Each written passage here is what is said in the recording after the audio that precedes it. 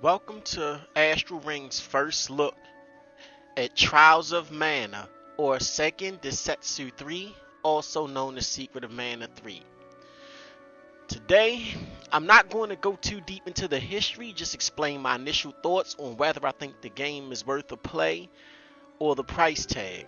First of all, this version is missing multiplayer, as he decided to focus on first player immersion, which is a con for me because this is the series that drew in my non-RPG playing friends.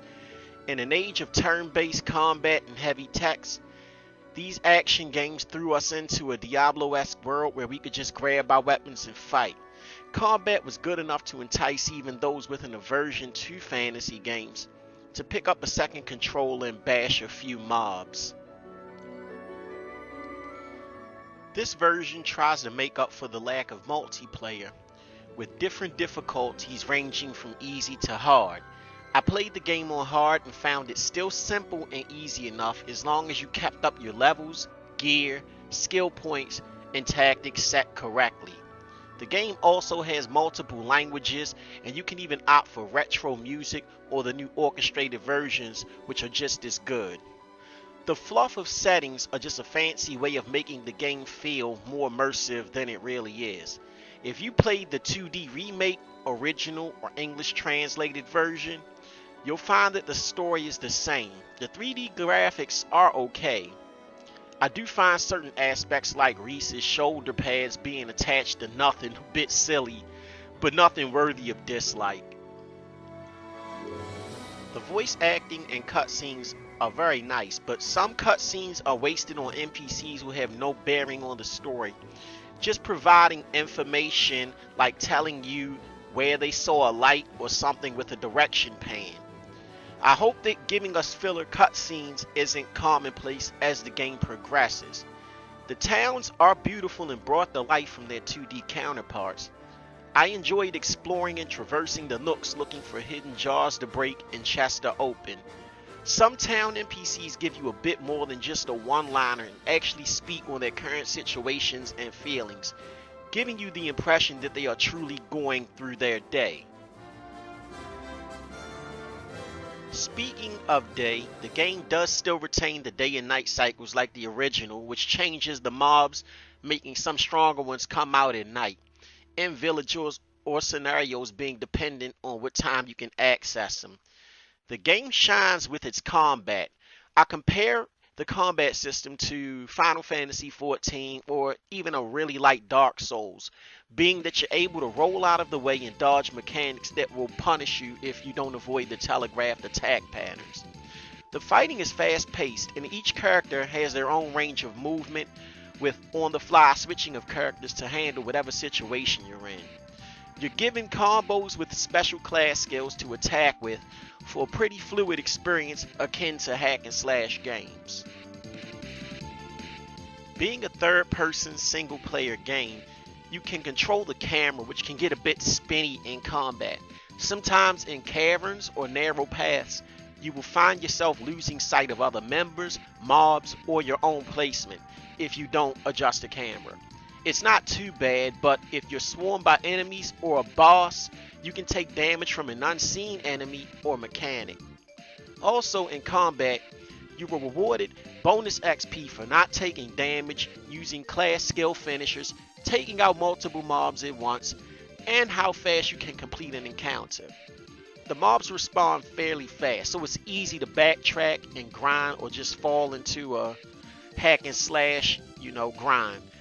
Later on, if you're tired or leveled sufficiently, you can run out of the battle ring to escape encounters. The characters have training points that you put into their skill trees to get passive and active abilities, which open up more slots as you level.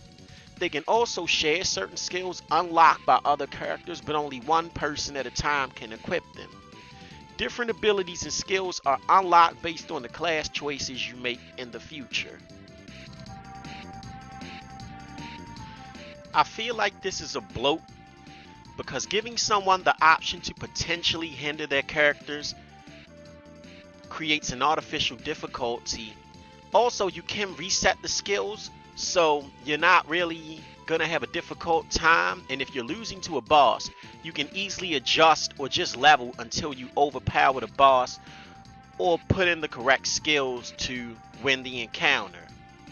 Now, I don't find the player choice customization all that intricate or deep, considering that in this game, where you can get the potential right gear and level, you can just steamroll most encounters. So it comes off as a fluff more than immersive compared to the original, where when the classes change, their playstyles also change, but not necessarily the difficulty of the game itself.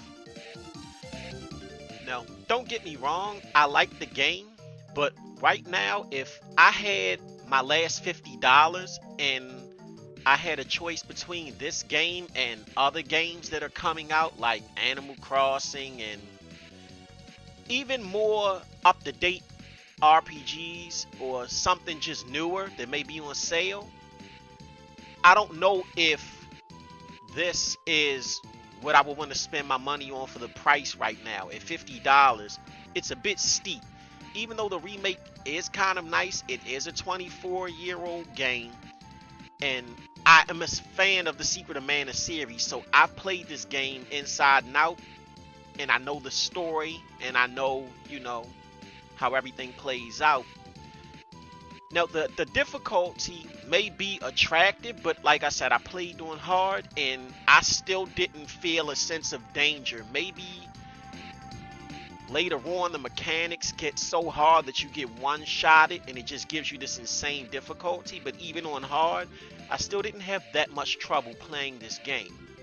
And I don't feel like right now, me speaking as a Secret of Mana player who's a fan and been a fan for years and decades, it's just not worth the $50 right now. Maybe if I catch it on sale, or maybe when I complete games that are already in my backlog, because I have a backlog. If you have a backlog of RPGs that you have yet to complete, like me, or a backlog of other games, this one might not take precedence regardless of how polished it may seem or how detailed or how new it may seem.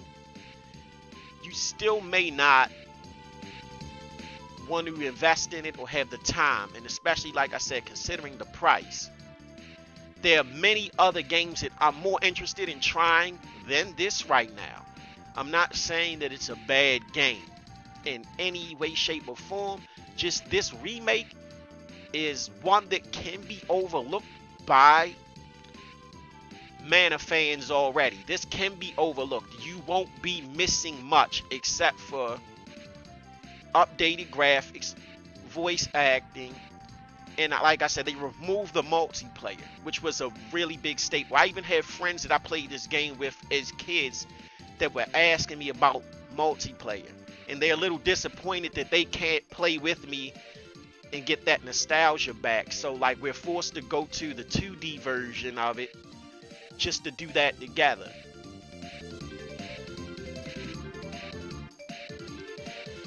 The game's saving grace is the combat. Now, the combat is very fun compared to the older Mana games, but it's combat that in essence it's not great, but it's not bad, and you can find yourself easily just getting into a mode where you just hack and slash to level up. Because of the way it's designed, it can make grinding easy, and almost, it can make it fun because you can just get into a motion where you just keep going after mobs because of their respawn rate. Now, outside of that, there are other RPGs with way more intricate battle systems and combat systems and styles that will warrant your attention more than this, especially if you've already played. And even if you're new to the Mana series, this isn't a bad place to start for someone who's never played it before. But if you wanted the full experience and have friends, I would recommend that you started with the 2D remake on Switch or the emulated version. This concludes my first thoughts on the Trials of Mana demo. I'm Anima from Astral Ring. Thank you for watching, and I'll see you again.